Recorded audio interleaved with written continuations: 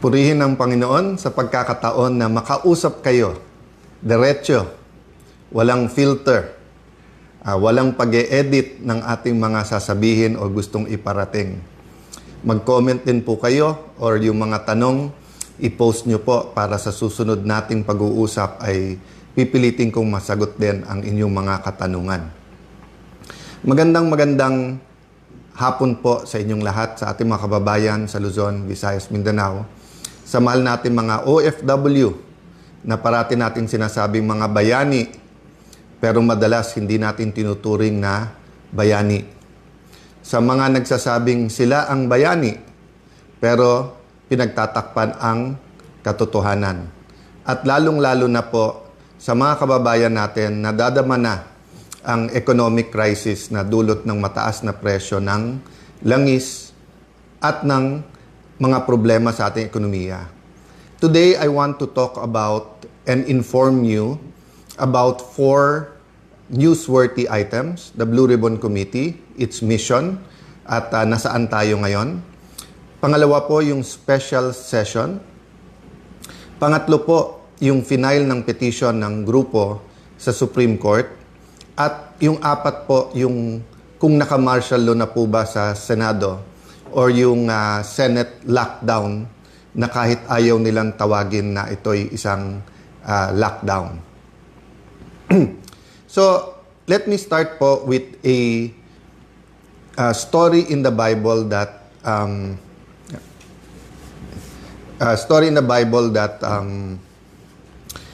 madalas ko tong pag-isipan, nakaka-encourage to sa akin at nag-e-encourage po sa iba.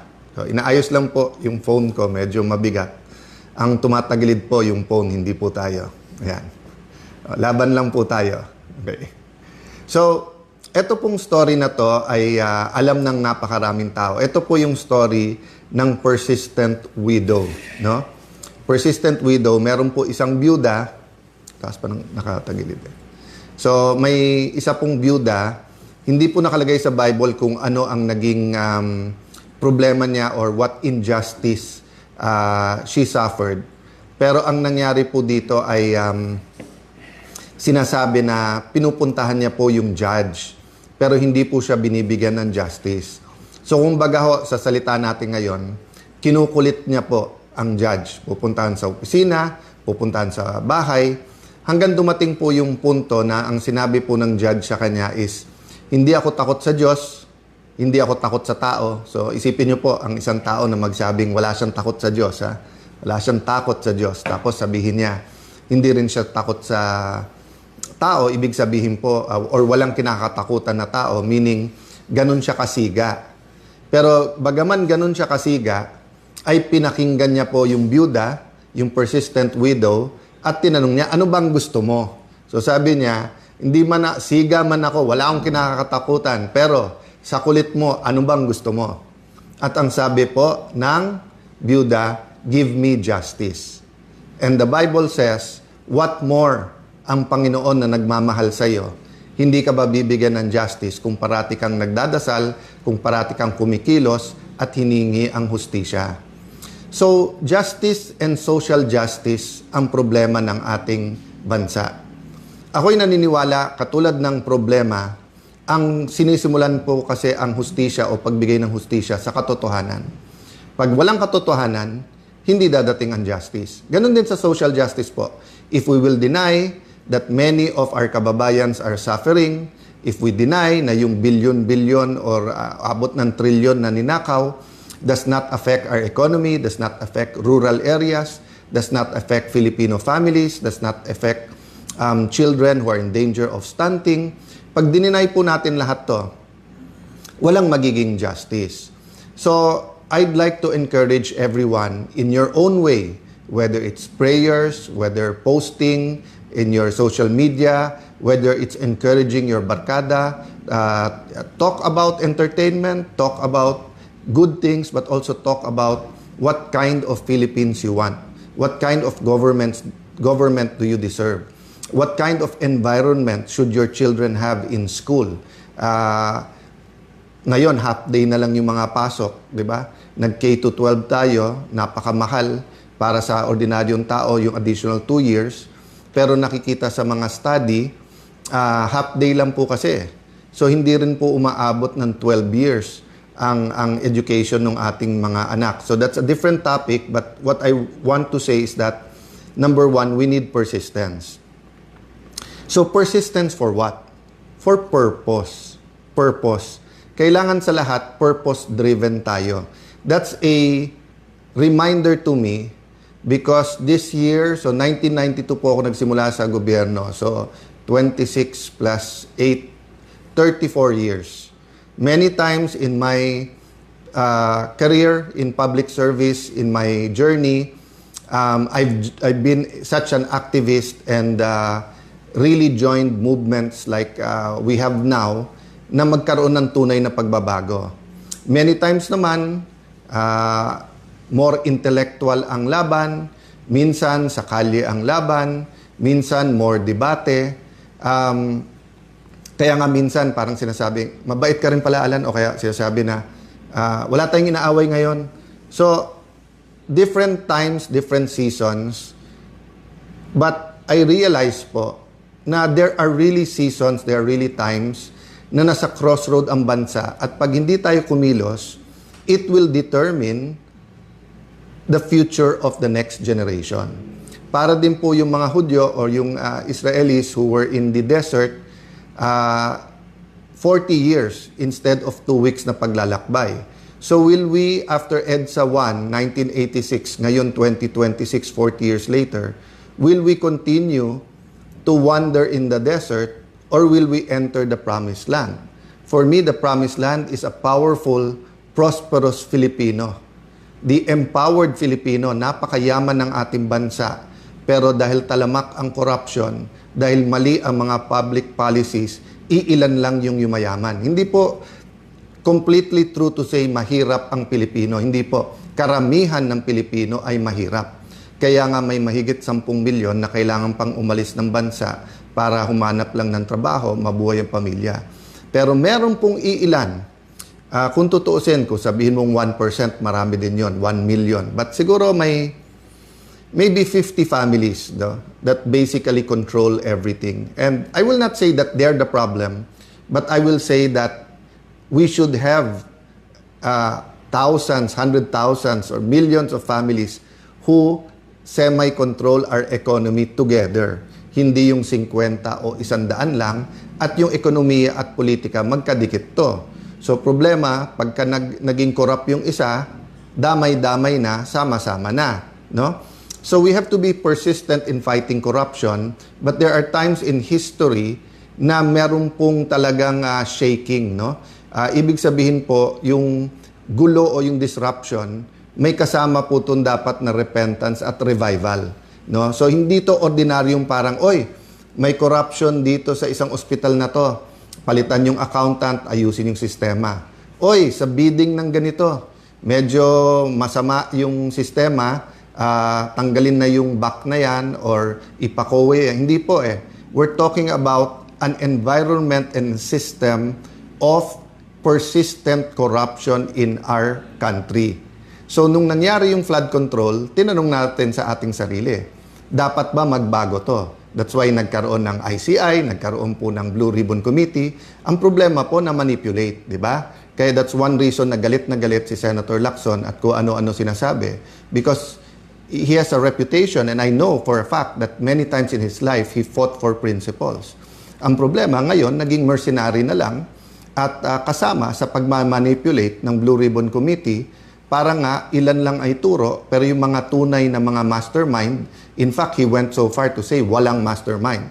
But pakonti-konti, lumalabas na ngayon yung totoo at lalabas din po kung sino yung mga kasama niya na nagmanipulate po nito. Ganun din po, kaya galit na galit si Senator Erwin Tulfo at kung ano sinasabi kasi whether it's campaign donations, whether it's yung mga kontratista, maleta, parati siyang kasama sa pinapangalan, no? So, but my point is this, there will be many issues thrown against me individually, thrown against any of the witnesses, thrown against our group of senators. Yes, tama na ibalita to sa news. So whether yan ay yung special session tomorrow, whether yan yung May 13 na pagsugod ng NBI, whether yan yung threat sa Senado next week. Pero tandaan nyo po ha, marami dito distraction. Marami dito nililihis ang issue kasi ang issue, pagka ang flood control ay nahimay at nasolve natin, we will be able to come up with a system that will fight corruption effectively. If not, this will be the biggest cover-up for the biggest corruption scandal ever in our country. So, eyes on the ball tayo. So, ano po ang sinasabi kong purpose-driven? Our purpose is the Lord's plan for our country. I believe po, the way the Lord made the Filipino, napaka-adaptable, napakadaling matuto, napaka-respectful, hindi nagtatanim ng galit. Kita mo, ang Hapon, meron pa rin silang problema sa Chinese, sa Korean. Pero kung titignan mo sa atin, best friends na natin, partners na natin in development, makikita mo, dati may problema din tayo sa Malaysia. But now we have 2 disputes with them, but we are cooperating and we have a very good relationship with them. Ganun din sa Vietnam, kakabisita lang ng leader nila, pero meron tayong dispute sa West Philippine Sea sa kanila. So makikita nyo po ang Pilipino, ang number 1 asset natin syempre yung tao, yung Pilipino mismo. But you name it, no? Whether beautiful islands, mga beach, karagatan, oil, gas, gold, lahat meron ng Pilipinas eh. Lupa, napakaraming lupa ng Pilipinas pero napakaraming walang lupa o walang matirahan, 'di ba? So corruption is not the only issue, but it is a major issue because with corruption, mali din yung policies natin. May mga bansa kasi na may corruption pero tama policies nila. Sa atin, our policies are being driven by that corruption. So like the policy na ang Senate ay mailagay sa ilalim ng Malacanang at yung 12 daw ay pwede hindi 13. So may statement po kami, it's also posted dito sa Facebook. So yun po ang statement sa final natin sa Supreme Court. We believe in the system. 'Di ba? Ako'y naniniwala na yung pakikibaka, yung pagiging aktivismo, marami po 'yan. May prayer vigil, may rally, may posting, may debate sa Senado, may mga forums, may panawagan. Kasama din po dito ang ating mga branches of government. And sabi po sa ating Philippine Constitution, pag may violation ng Constitution, sa Supreme Court talaga ang punta. So, pakibasa na lang po ang aming statement para hindi ko ituon lahat ng oras dyan. But nasa Supreme Court ngayon po yan. And we have faith, no, that the issue is something that is very important not only now but in the future. The issue will determine our kind of democracy, our kind of government. It will also be a lesson to all senators when it comes to power and restraint and following rules. Tandaan nyo po ha, pag walang rules, pag walang batas, chaos po tayo. Ang mangyayari Wild Wild West. Kung sino mas malakas boses, sino mas maraming barel, sino mas maraming pera, or babalik tayo dun sa, yung pag-uusapan natin ngayon, 4Ps eh. Plans, persistence, purpose, principle. Pero kapag walang batas, babalik tayo doon sa guns, goons, and gold. Diba? Yan yung 80s eh. Yan yung sinasabi na pagka may 3G ka, hindi ano yon, hindi 3G ng cellphone. Ang ibig sabihin nun, guns, may armas ka, nandyan sa'yo police o militar or may private army. Goons, kasi kahit may baril ka, kung wala ka naman tao, but gold. Diba? Kaya yung biro nung time na yon na tinutotoo ng ibang politiko or warlords is the golden rule. Who has the gold rules? So, alam naman natin ngayon kung nasaan yung gold, nasa maleta. At lumalabas kung sino nakakakuha ng mga maraming maleta. So, pinaglalaban ngayon using the modern day guns and goons para maprotektahan yung kanilang gold. Ginagamit din po yung gold. So, persistence, purpose. So, ano po purpose natin? Purpose, lumabas ang totoo. Purpose is to build the kind of Philippines that we all want. May I ask the law students or, all students, Constitution, Philippine Constitution is a subject that we should all embrace. Tignan nyo po yung preamble ng ating Constitution. Basahin nyo ng basahin po yon. Ako po, pag medyo na disillusion or kailangan paalalahanin ko kung anong ating pinaglalaban. Of course, binabasa ko po yung Bible, respecting everyone kung ano religion nyo. Going to God is the primary, di ba? But secondarily, I go to the preamble of the Constitution at pag nabasa mo yan, mararamdaman mo yung struggles ng ating mga heroes. No? So what are plans? Sabi po sa Jeremiah 29:11, "For I know the plans I have for you, plans to prosper you and not to harm you, plans to give you hope in a future." So sabi ng Panginoon, maganda plano ko para sa inyo.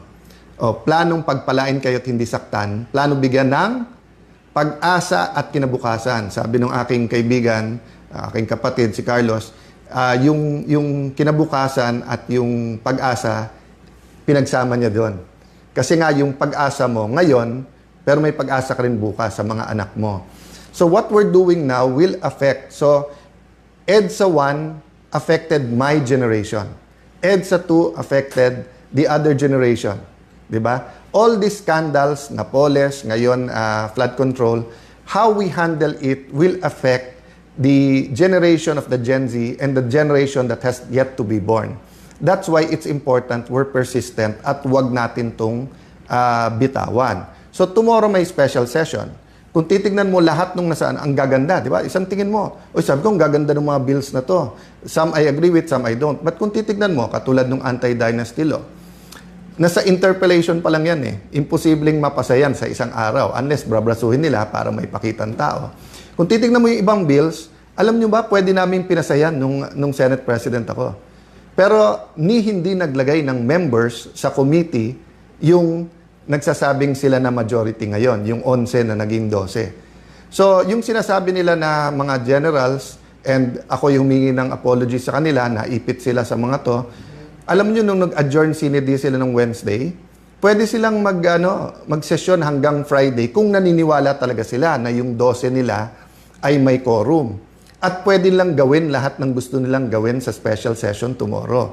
So yung mga nauna na nagbigay ng opinion na this is for leadership change, yan din nasa mind namin. So sa meeting ng grupo ng ating mga senador yesterday, yan ang dinidiscuss namin na lahat ginagawa, pagsugod ng NBI, paghuli kay Bato, pag-walk out, yung napakaraming issue na binabato nila, magtrabaho, etc. But in the end, it's all about the flood control and who's guilty and how do we protect everyone, how do you protect the mastermind and how do you protect Malacanang. So we will not get to the Lord's plan. We will disagree on politics, but we all agree that God meant the Philippines to be a prosperous, powerful nation. Let me address myself to fellow Christians, pasintabi sa ating mga kapatid na Muslim. Assalamualaikum sa mga kapatid na Muslim. For how many decades, centuries have we been claiming to be a Christian nation? Pero ano nababasa ng ibang mga bansa tungkol sa Pilipinas? Idolatry, immorality, corruption, di ba? So we have to change that. So dyan pupunta. How do we change that? Through our principles.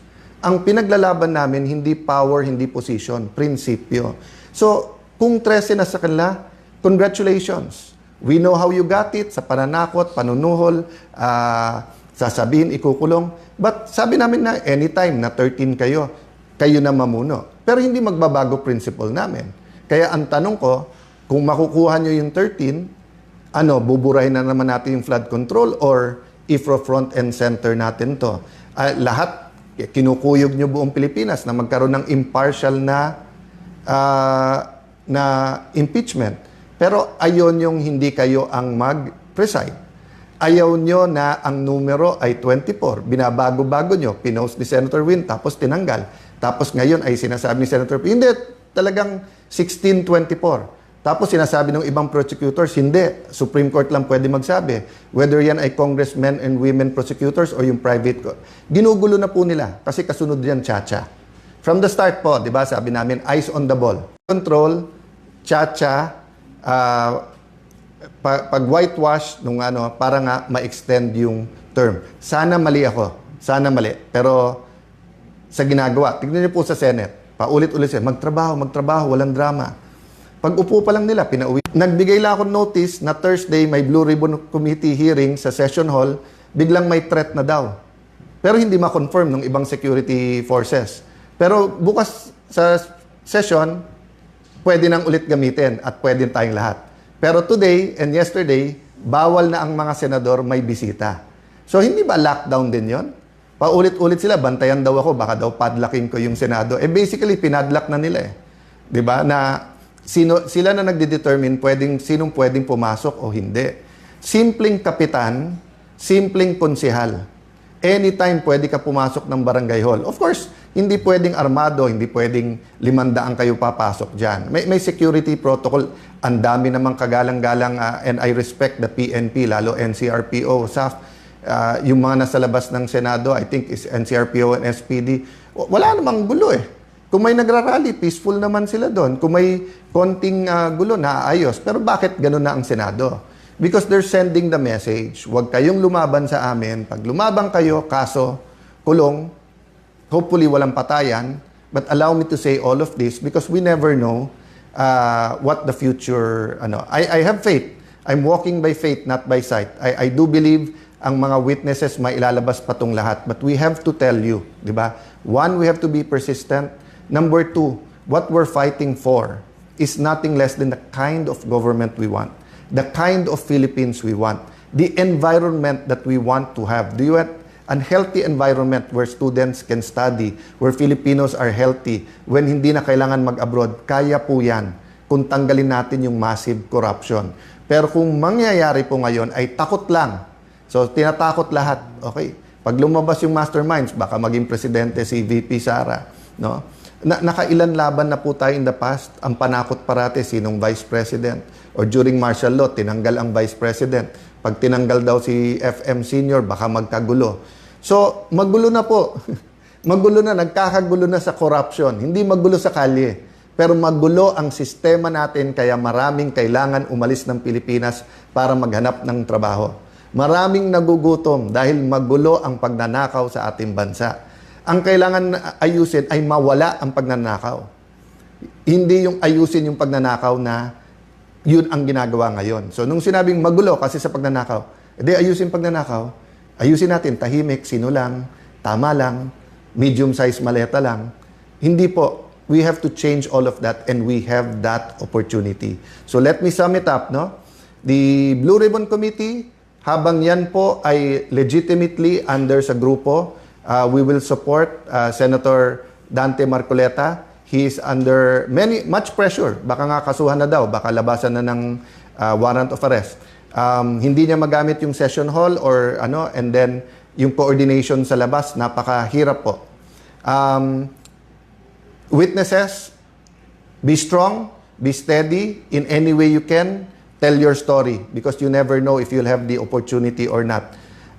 Special session, we continue to discuss but obvious sa amin ang target dito ay kunin ang Blue Ribbon Committee at i-secure yung Senate presidency. Actually, pinag-usapan namin ng grupo, kunin na nila lahat, Senate presidency, lahat ng committees. Pero kung sincere sila, iwan sa atin yung Blue Ribbon Committee para ang buong katotohanan. Mag-attend sila. Hindi naman natin gusto ng hearing na isang side lang nandun, pero hindi bibigay. Supreme Court, pray that it will be taken up. Pray for all the justices. Pray na ma-articulate ng both sides yung kanilang stand. Diba? Tapos Senate, pag-pray nyo po, kasi ang Senate is the last bastion of democracy. No? Yun ang sinasabi na, ibig sabihin po, pag napatahimik na lahat, nandyan yan. Kasi dumating ang time, in martial law, pati media, kaya nga hangang-hanga dati ako nun sa Malaya at saka sa Inquirer, dahil nga may boses ng oposisyon. Ngayon, ang style nila is hindi patahimikin yung media, kung hindi guluhin, di ba? Tignan nyo yung sabihin lang, wag tawagin 18 Marines. Bakit? Hindi ba sila dating Marines? Hindi ba pati pag-retired tawagin? So, naging bagman. Ang bagman po, yun yung taga-kuha mo ng pera, hindi yung taga-buhat ng pera. So, yung mga bagman po, yun po ang sinusumbong nung 18. Hindi po sila bagman. Tapos ngayon, na lang, former employees of Zaldico. At yung mga media, sumusunod yung iba. So, ang Malacanang na pala nagdidikta how to describe a witness. No? Ako, hindi ko dinidikta sa media. But ang sinasabi ko lang, that's the kind of environment we have now. That the anti-corruption forces can only rely on truth. But the pro-corruption forces have all the means, even the small means of crafting words so that emotions can be controlled. So, ito po ang inyong lingkod, si Kuya Alan. Hindi ko na sabihin senador, hindi ko na po sasabihin Senate President, whatever, kasi yung posisyon, baliwala sa akin yon. Pero gusto ko pong maging kuya, kasi ang kuya po, pinoprotektahan yung mga kapatid. Ang kuya po, sinasandalan din ni tatay at ni nanay para tumulong din sa pamilya. Si kuya, pwede mong katukin kahit anong oras. So, I draw inspiration also from my colleagues and allies in the 12. Marami pong pagsubok ang bawat isa, whether it's health issues, whether it's yung kaso, etc. So pag-pray nyo po kami. But yun nga po, let me affirm my faith in our system, in our constitution, in the Supreme Court, and first and foremost, no, in the God that I believe is alive. So again, we will update you. Please read the statement, and I think the petition should be made available usually after a few days. Pinopost yan ng Supreme Court. God bless you po.